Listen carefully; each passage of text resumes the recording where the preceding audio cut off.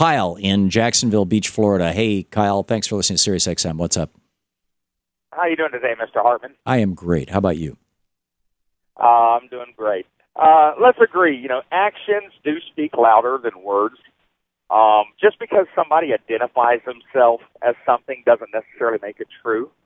Well, and not only that, if this shooter identified himself as a conservative Republican, that doesn't necessarily have anything to do whatsoever with his being a shooter or a crazy person.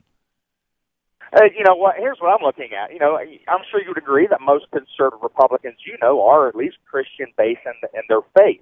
Yes. This guy was specifically targeting Christians. I know he was. Yeah, I'm guessing he was. He was an advocate of libertarian policies, but who knows? I don't know. I'm just speculating. I'd much rather focus on what we can do about this than who this crazy guy was. Yeah, crazy coward.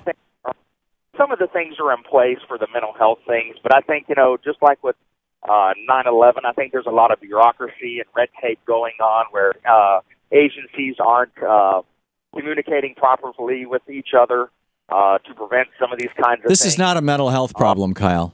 There are people who are mentally ill in the United Kingdom. And they don't do mass murders like this. There are people who are mentally ill in Mexico. They don't do mass murders like this. There are people who are mentally ill in Canada. There are people who are mentally ill in France. There are mentally ill people in Germany. There are mentally ill people all over the developed world, and they don't do this. Why? Because they can't just grab 5 guns from Dad's bedroom and go into the school and shoot the place up. I understand, Mr. Hartman. I am, former military. I was infantry. I have those guns that the most of the people say these need to go. I have an AR-15. I have a slew. Why would you do that, Kyle? I have semi-automatic shotgun. Okay, I have pistols that are all semi-automatics. Why do I own those? Because that is what I'm comfortable with. That is what I trained with. That is what I know. So you trained for war, and you feel that living in the United States, you need to be ready for war, and you need to have weapons of war.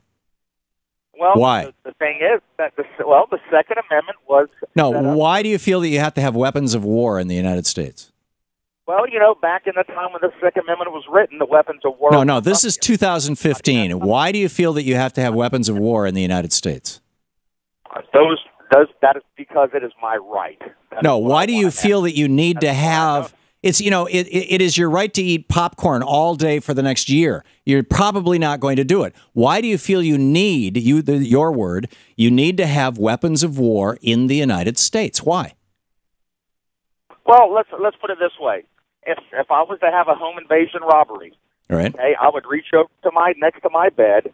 And I would pick up my AR-15, which sits right next to my bed when I go to sleep, and I would have 30 rounds to repel any home invaders coming in. Okay, so that's one gun, but you're going to shoot 7 guns at one time? Well, no, most of them stay in my gun safe, okay, which I feel is another, with great power comes great responsibility. Yeah. You're going to own the type. I don't think that's great power, Kyle. I would suggest that you look in the dictionary for the word compensation. Kyle, I got to move along. Thanks for the call.